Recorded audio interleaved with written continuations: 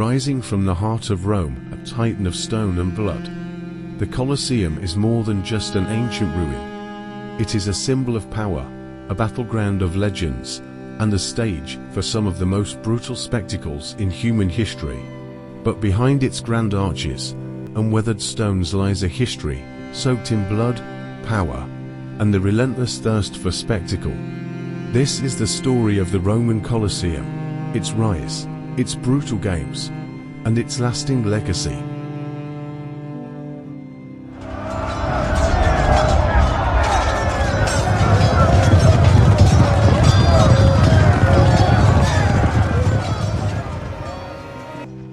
The year is 70 AD. The Roman Empire, shaken by a civil war, is in turmoil.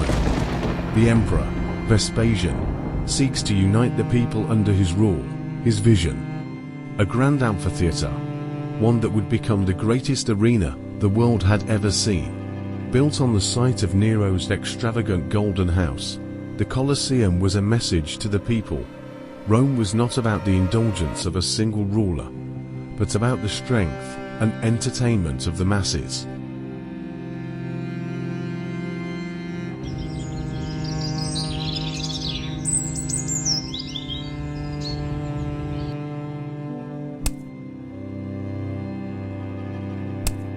Taking nearly a decade to complete, the Colosseum, also known as the Flavian Amphitheater, was a feat of engineering genius, using over 1 million tons of travertine stone, volcanic rock, and bricks. Its vast network of underground tunnels, known as the hypogeum, allowed for elaborate set changes and dramatic entrances. But what was the real purpose of this colossal structure?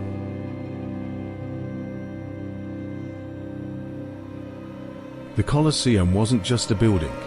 It was an empire's beating heart, fueled by blood and spectacle. At its peak, it could hold 50,000 spectators, each seat reflecting Rome's strict social hierarchy. From the emperor in his grand podium to the commoners in the upper tiers, the Colosseum mirrored Roman society itself.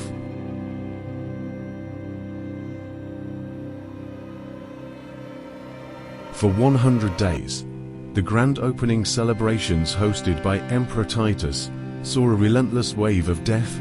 5,000 wild animals were slaughtered, criminals were publicly executed, and gladiators fought in battles that thrilled the Roman people.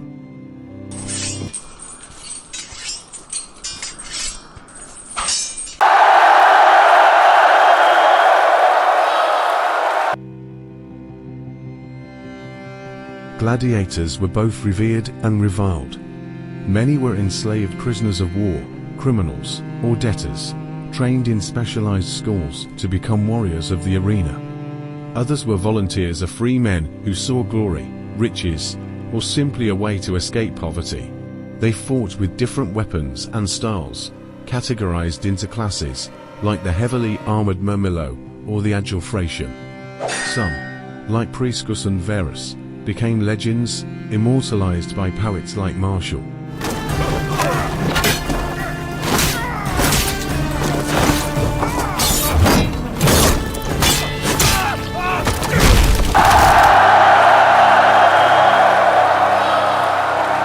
Despite popular belief, not all gladiatorial fights ended in death. Gladiators were expensive investments, and their owners preferred to keep them alive. But when the emperor turned his thumb downward, there was no mercy.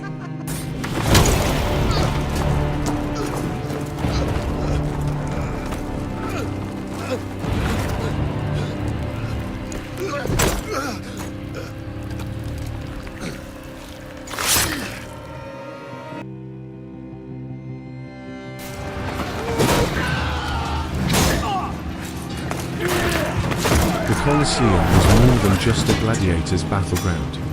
It hosted grand naval battles, or naumachia, where the arena was flooded to reenact famous sea battles.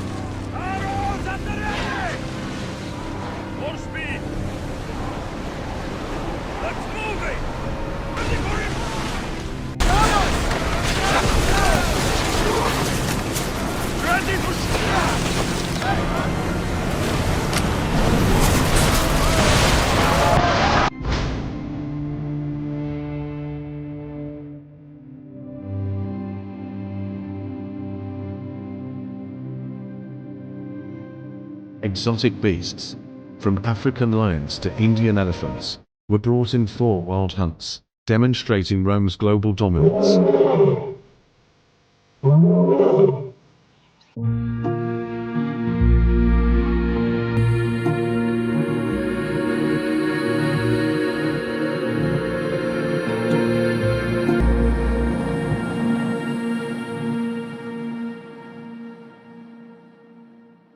For criminals and early Christians, the Colosseum was a death sentence. Public executions were a spectacle, with victims thrown to wild beasts or forced to fight against impossible odds.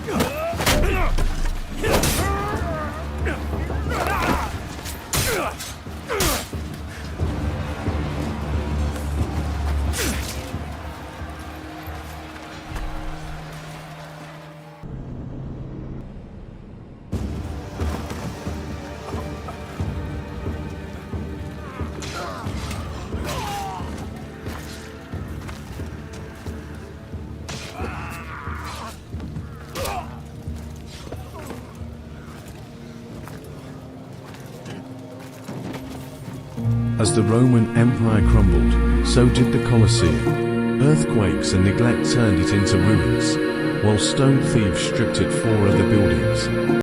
By the Middle Ages, it had become a fortress, a marketplace, and even a religious site.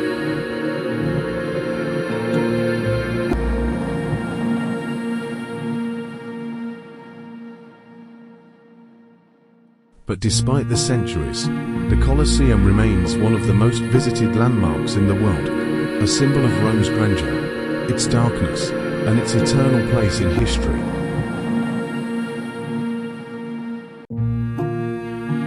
The Colosseum was an arena of death and entertainment, a reflection of Rome's power, and its people's hunger for spectacle.